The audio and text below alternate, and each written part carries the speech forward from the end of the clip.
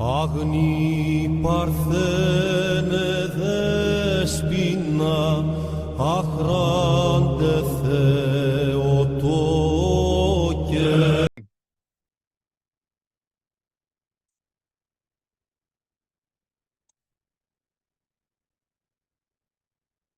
Podemos começar?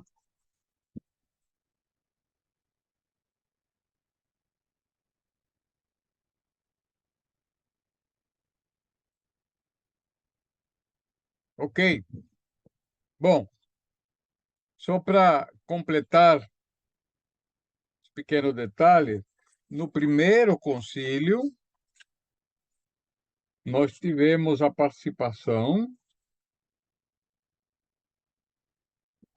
o concílio de Niceia, nós tivemos a participação de, deixa eu ver aqui, 318 padres, padres e bispos, né? Os concílios, a participação nos concílios, principalmente dos bispos, mas às vezes participam diáconos e presbíteros representando alguma igreja, etc., né, quando são teólogos. Então, o primeiro concílio temos 318 padres. Já no segundo concílio, em Constantinopla, no ano 381, este segundo concílio, veja, passaram mais de quê? De 81 para 25, 35, 45, mais de 50 anos, não é? Mais de 50 anos para o segundo concílio. Veja o período, né? E este segundo concílio, nós tivemos a participação de 150 padres conciliares. Tivemos um número menor. E curioso que não houve nenhum representante de Roma, porque Roma estava sitiada pelos bárbaros. Bom, então, neste segundo concílio, vai ser concluído o credo, né? O primeiro concílio definiu 7 artigos e o segundo vai completar, né? E neste segundo concílio, que foi feito, convocado por Teodósio, lembremos que aqui já o cristianismo era oficial, todos os membros do império eram cristãos, e independentemente do valor, da santidade, né? Era todo mundo. E aí muitos cristãos ficaram ofendidos, né? Peraí, essa plebe, essa ralé vem aqui agora curtir quando a gente sofreu tanto, mas enfim. E nesse segundo concílio, há uma outra heresia de Macedônio, dizendo que o Espírito Santo era uma coisa abstrata criada pelo Filho. E aí, então, é o tempo das heresias. Então, o credo foi uma resposta a essa confusão. Agora eu pergunto a vocês, e na confusão atual que nós estamos, de credos, grupos cristãos que usam a mesma Bíblia e têm doutrinas tão diferentes, né? Qual é o credo? Não há.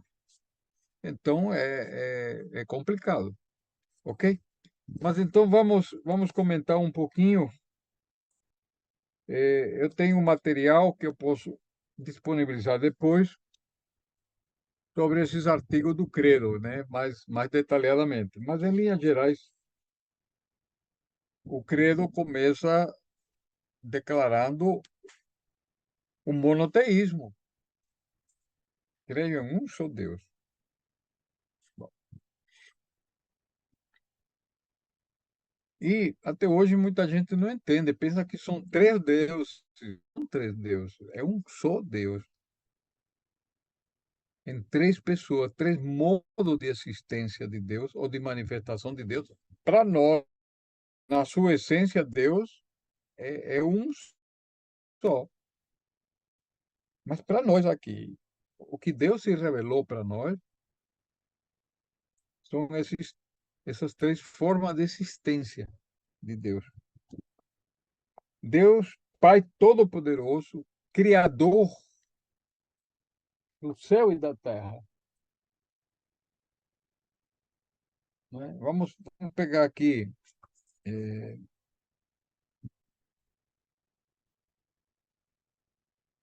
a Bíblia. Deixa eu pegar aqui.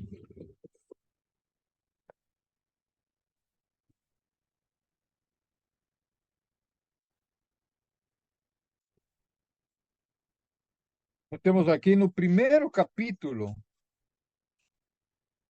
da Escritura, no livro de Gênesis, no princípio, Deus criou o céu e a terra.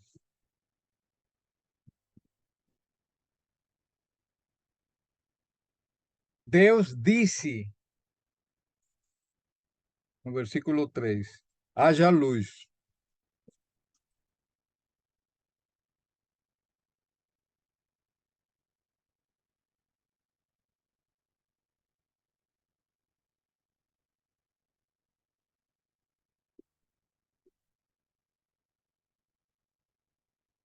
Né? Haja luz.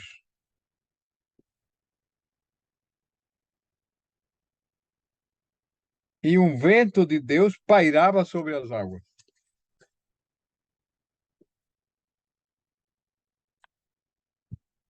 Deus, Criador,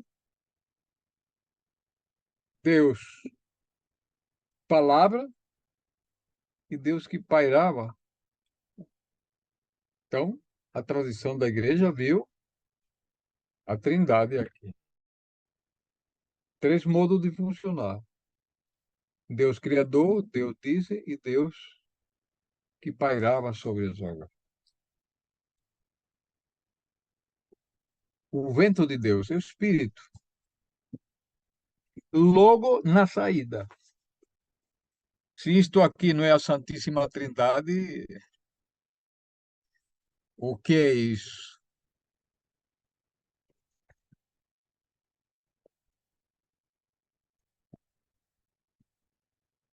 Tem um cidadão lá na internet que fez um vídeo dizendo a mentira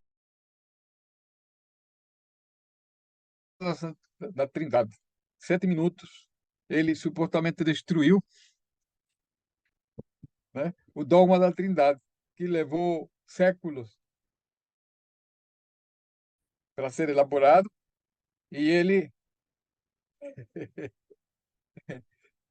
disse que, eu não sei, eu ainda vou ver o vídeo para ver em que ele acredita, né? Quer dizer, é, é uma crença monocrística, né? É uma mônada, né? Um Deus, não sei. O próprio Cristo disse: ide batizar em nome do Pai, do Filho e do Espírito Santo. Então, eu já vi, inclusive conheci uma pessoa na Igreja Ortodoxa que estudou em seminário de teologia católico e disse que deixou porque o professor disse que o dogma da Trindade foi inventado no século IV. Assim, professor de teologia católico. É para chorar.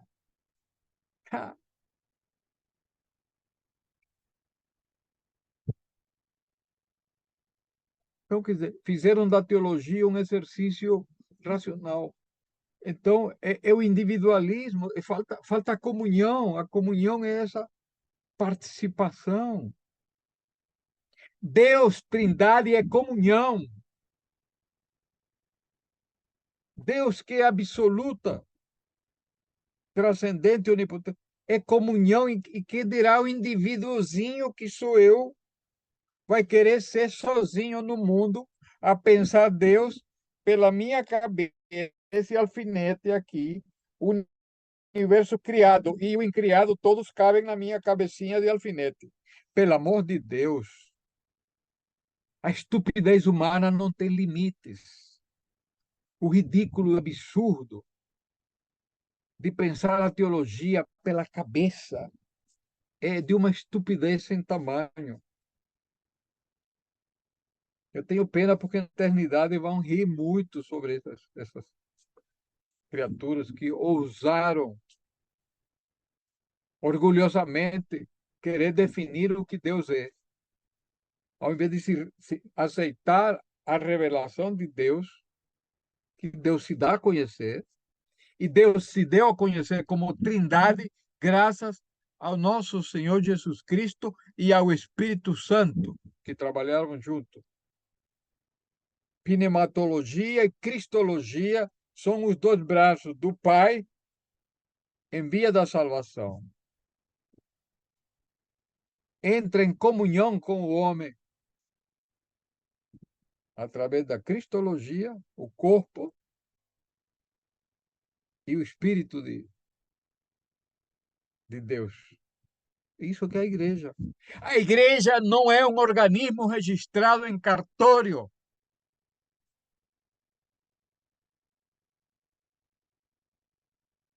A igreja é sagrada, fundada por Deus, não por homem. São Paulo já diz, não foram mãos humanas que criaram o templo do Senhor. É um templo vivo, não feito por mãos humanas. Isso é Deus. Por isso que a Virgem é um templo de Deus. Não foi feito por mãos humanas, foi feito por Deus.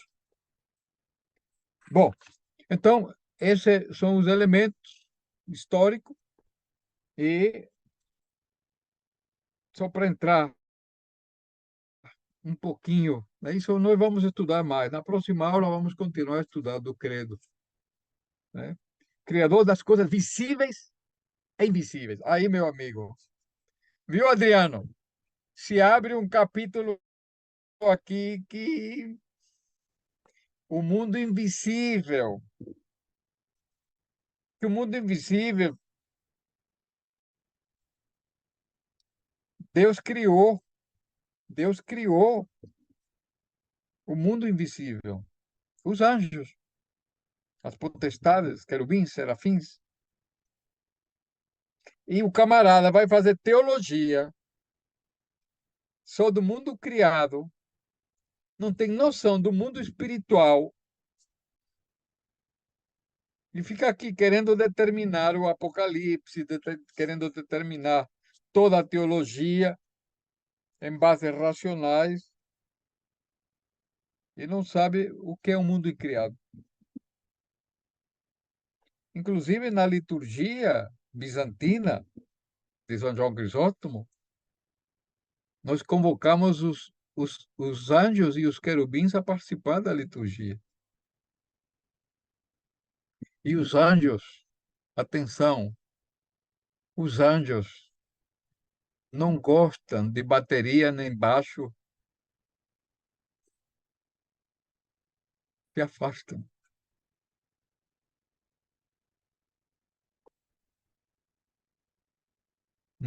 Muito barulho, ok? Bom, então, creio em um só Senhor Jesus Cristo, Filho único de Deus, unigênito, nascido do Pai antes de todos os séculos. É por isso que houve uma discussão aí sobre a Eucaristia. Alguém perguntou como é que pode o Senhor distribuir seu corpo e seu sangue se ele está ali junto? É uma pergunta muito, muito boa. Por isso que eu aprendo muito com os crentes. Muito, e falo sério. Não estou brincando, não. Isso é verdade. Porque me obrigam a pensar.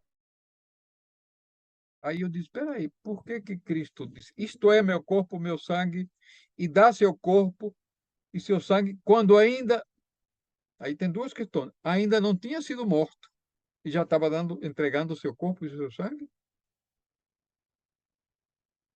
Ah, porque o sacrifício de Cristo é feito desde antes da fundação do mundo. O Filho já faz um sacrifício ao Pai.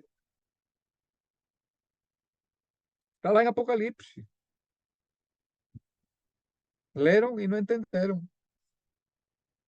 No livro do Apocalipse diz o Cordeiro de Deus que é sacrificado desde a fundação do mundo. Então, fora do tempo, aí o indivíduo só quer ver o tempo histórico nosso, que é limitado e pequeno, ok?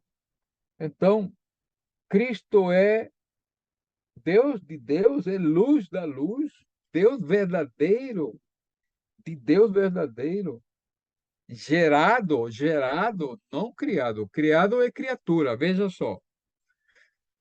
A geração é eterna, desde toda a eternidade. O Filho é gerado pelo Pai, ou seja, é uma manifestação do Pai. Criado, fomos nós. O céu e a terra foram criados, ou seja, estão num outro tempo que não é o tempo de Deus. O homem criado está dentro do tempo. O tempo de Deus é fora do tempo. Agora, atenção, Cristo inaugura um outro modo de existência, não é? Um outro modo de existência, porque Cristo tem, Cristo homem, ele tem um começo, nasceu como homem e não terá fim.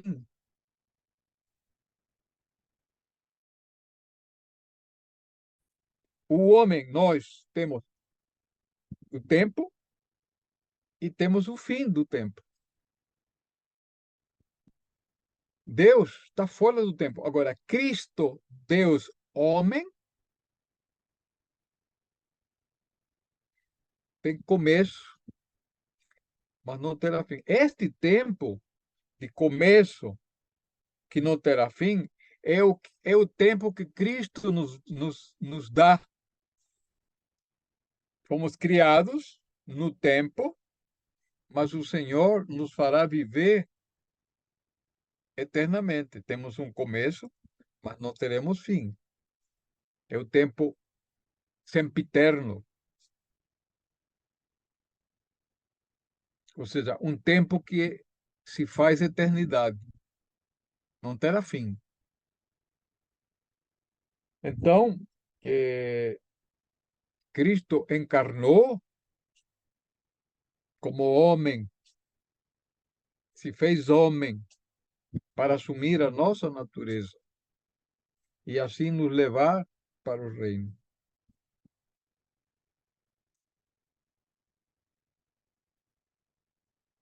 Outra coisa, Cristo encarnou na liberdade da Virgem Maria, que aceitou ser mãe de Deus.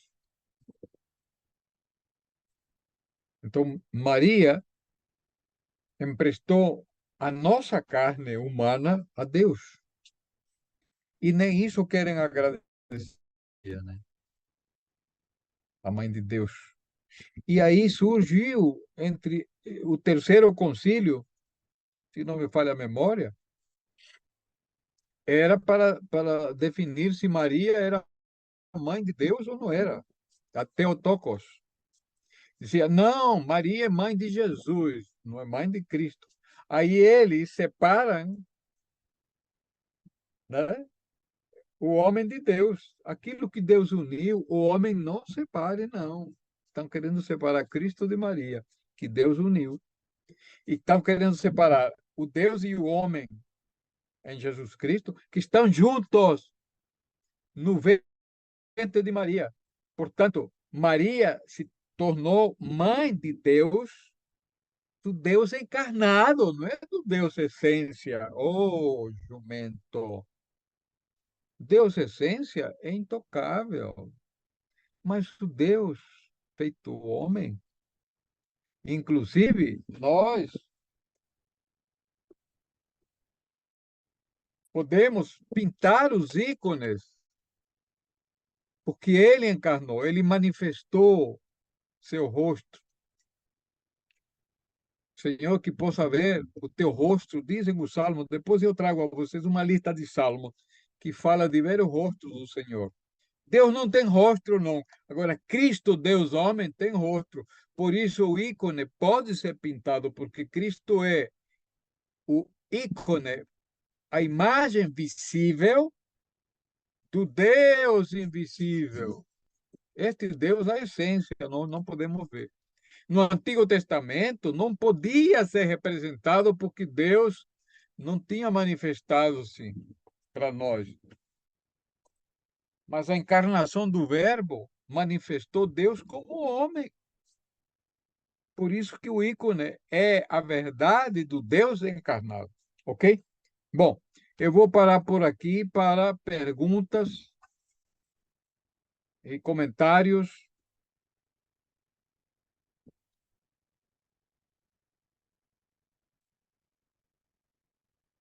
Sim, Maria, mãe de Deus. Não foi ele que entrou no ventre de Maria por obra do Espírito Santo?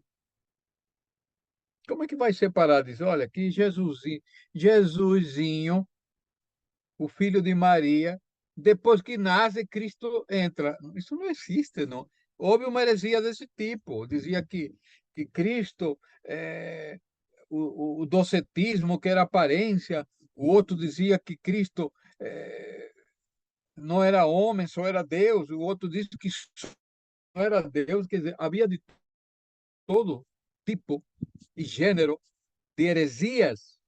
Por isso, os concílios foram necessários, porque Cristo já tinha avisado: o Espírito Santo vos ensinará todas as coisas. Que a Sagrada Escritura não explicou esses detalhes técnicos, ok? Bom, pergunta, gente, vamos lá. Comentários? Boa noite. Adriano. Meu amigo, isso o campo reformado trouxe essa discussão.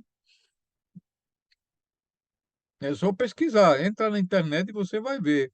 Constantino paganizou a igreja. Sim, outra coisa importantíssima, esse curso que eu estou fazendo, que é um curso de dogmática, mostra que a discussão do Logos, Cristo é o Logos, é o verbo, né? Logos é a expressão grega para o pensamento, né? E Cristo é o pensamento de Deus. Então, a filosofia grega utilizava esses conceitos. Então, o que que acontece? Veja só, o cristianismo viveu e vive ainda hoje, por causa de alguns, o dilema de ou Jerusalém ou Atenas. Vivem entre o pensamento bíblico judaico e a filosofia grega, ok? Todos os padres da igreja, estou aqui com um dos volumes os padres da igreja comentando a escritura, e estou aqui só a metade do livro de Salmos, comentário dos padres da igreja, de cada partícula, de cada partícula das escrituras é comentado pelos padres da igreja. Então, veja, a igreja, viu, Adriano? A igreja teve que se equilibrar entre os gregos, que é a cultura grega, a filosofia grega, e o judaísmo. E os padres da patrística grega conseguiram libertar o pensamento teológico da igreja dos elementos helênicos e, melhor dito, dos elementos filosóficos, Aristóteles, Platão, tal, tal, tal. criou o pensamento helênico. O pensamento helênico é o pensamento grego, mas na perspectiva da patrística, do cristianismo.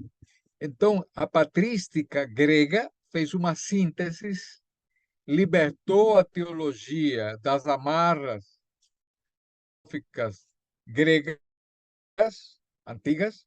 Neoplatonismo, por exemplo, temos santos como o próprio Justino, Orígenes.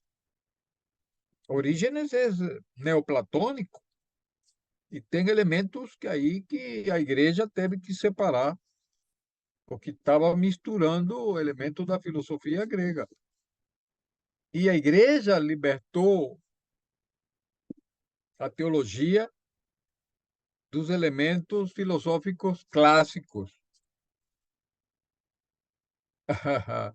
Davi, vou te explicar já por que Orígenes não foi já. Então, o que que acontece? Essas acusações é de gente que não conhece a igreja. Critica a igreja por neoplatonismo, critica a igreja porque utilizou as categorias filosóficas. A noção de pessoa, por exemplo, vem da filosofia grega e latina. A noção de hipóstasis, a questão da verdade, né? É uma discussão da filosofia. E a igreja teve que provar por que que Deus é a verdade sem utilizar as categorias da filosofia grega. Eu vou fazer um curso sobre isso para vocês. Me aguardem, ok? O Davi perguntou por que Orígenes não foi canonizado. Por um motivo muito simples. O Orígenes de uma forma radical o cristianismo e ele se castrou para se livrar das paixões, enfim, das tentações, tal. Então, Orígenes atentou contra o corpo. Agora, era um teólogo dos mais brilhantes da igreja, porque ele entrou na teologia, era um escritor profícuo, não sei se é português, é espanhol, muito rico em produção, né? Ele tinha 7 secretários, ele editava e os caras lá escrevendo. Tá? A produção de Orígenes é espantosa. Né? Nós temos eh,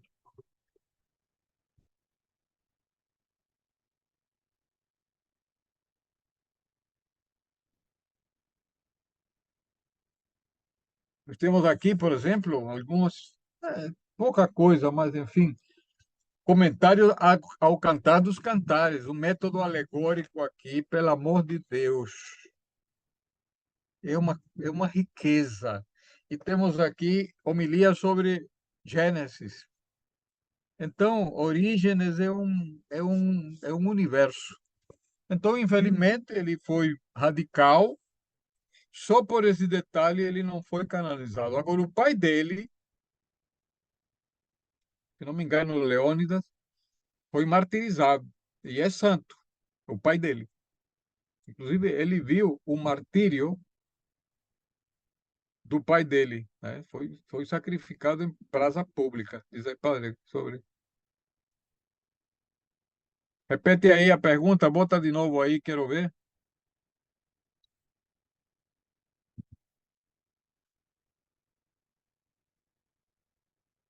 Por quê? Por superar. Criou o mundo por quê? Não completou a frase.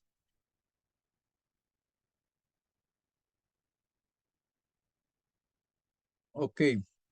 Bom, veja, cada padre da igreja é um continente. Pelo amor de Deus. Olha, o que me resta de vida, se Deus me der mais 10, 20, 30 anos, é pouco para estudar os padres da igreja. Muito material, muito, muito, muito.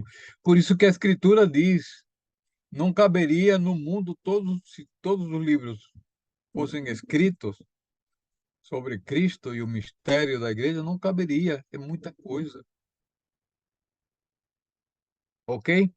Bom, perguntas, vamos lá. Temos 9 minutos. O que é, Laércio?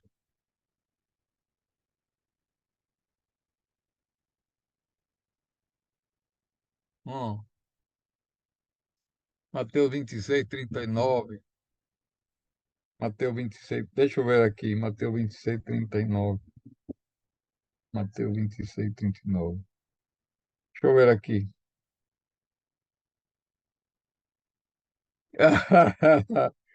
Eu vou te responder, Adriano. Deixa eu ver aqui. Mateus.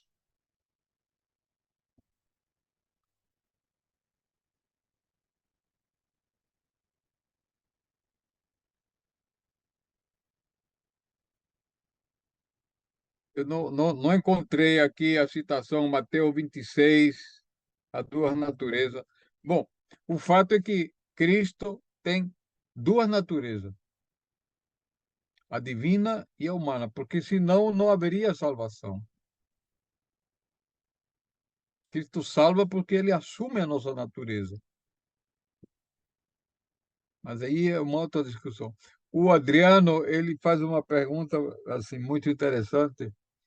Adriano, meu amigo, veja, Brasil, o Ocidente, de forma geral, aqui a América foi colonizada pelos espanhóis e pelos portugueses.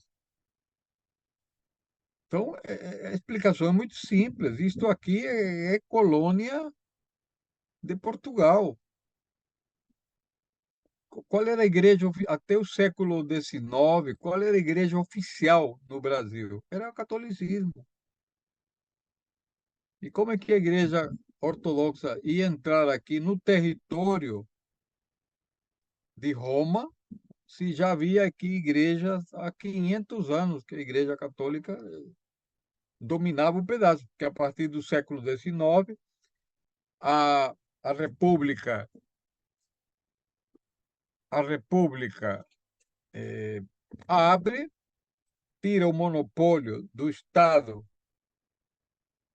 que foi dado à Igreja Católica e então abre, democratiza,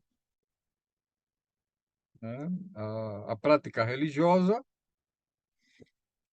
e com isto aqui se torna um país católico, né? Agora é que é um país pentecostal, porque no ritmo que vai, em 20, 30 anos se calcula que o Brasil vai ser um país pentecostal. Então, havia igrejas ortodoxas aqui no final do século XIX, início do século XX, mas eram colônias, assim, gregos, russos, árabes. Então, a ortodoxia era fechada. Ela não, nós nunca fizemos assim propaganda e proselitismo, não fazemos. Primeiro porque as pessoas já têm sua fé. Como é que eu vou sair convencendo pessoas? Eu não faço isso. Eu já fui abordado na rua, né, aqueles jovens que ficam aqui. Você já aceitou a Cristo? Ele afirma que eu não aceitei a Cristo. Então, esse tipo de abordagem é complicado, né? 5 minutos. Ok, manda aí, Laís. Perguntas. O que acharam do credo? Deu para deu para responder um pouco?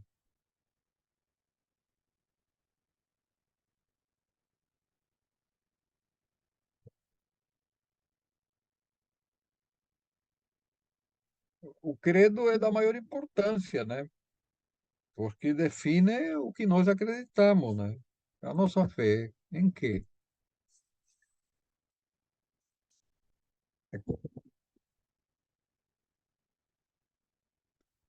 Como se comportava a igreja antes do credo? Eu não entendo a pergunta. se comportava como? Acreditava em que? Não. Veja, a igreja é um processo histórico, né? A igreja, ela foi elaborando o cânon bíblico, foi elaborando a liturgia. Até o século nono, a liturgia foi. Até o século nono, ficou definido o rito litúrgico, como nós temos hoje. Mudou pouca coisa. Ou seja, são 11 séculos que nós seguimos a mesma liturgia. Claro que varia os hinos, o modo de cantar, isso. Meu amigo, entendi agora. Veja só, a igreja nos primeiros 3 séculos era bem diferente do que nós conhecemos hoje. Por quê? Porque a igreja estava sob o impacto de Cristo ressuscitado.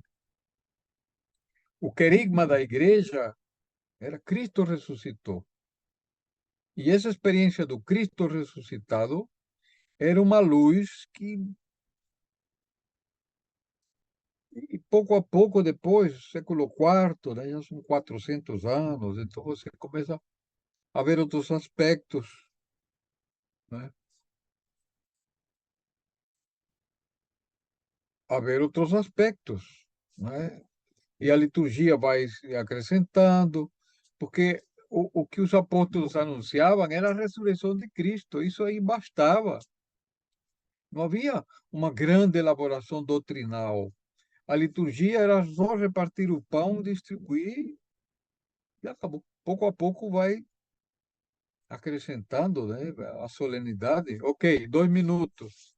Bom, a última pergunta para terminar nossa aula de hoje, que nós vamos continuar no próximo estudando o credo, né? Tem muita coisa para os detalhes, ok? Também é importante que na próxima segunda-feira eu estou viajando, mas eu quero fazer a aula, tá? Eu vou estar em São Paulo. Onde eu estiver, vou, vou fazer a live.